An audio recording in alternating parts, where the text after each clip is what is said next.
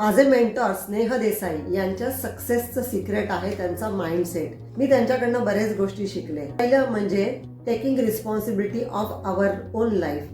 लोक काय करतात, इतरांना ब्लेम करत राहतात, कंप्लेंट करत राहतात, पण त्याच्यामुळे आपल्या लाईफ हे चेंज होणार नाही. जर आपण आपल्या लाईफची रिस्पॉन्सिबिलिटी घेतली तर चेंज होऊ शकतो. आणि दुसरं म्हणजे we compromise or life versus and life. म्हणजे आपण असा विचार करतो की एकतर मी हे कमवू शकतो किंवा ते कमवू शकतो, म्हणजे मी एकतर हेल्थ अचीव करू शकते किंवा मी पैसा कमवू शकते.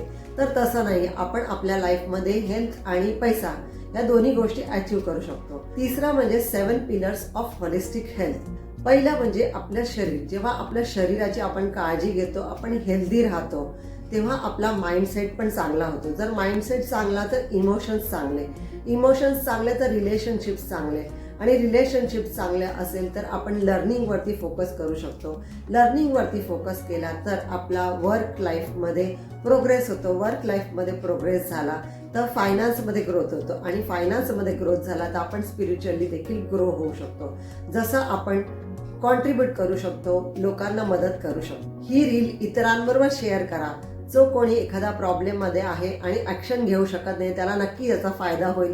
तसेच जर तुम्हाला कधी लो फील झालं तर तुम्ही नक्की ही रील परत बघू शकता.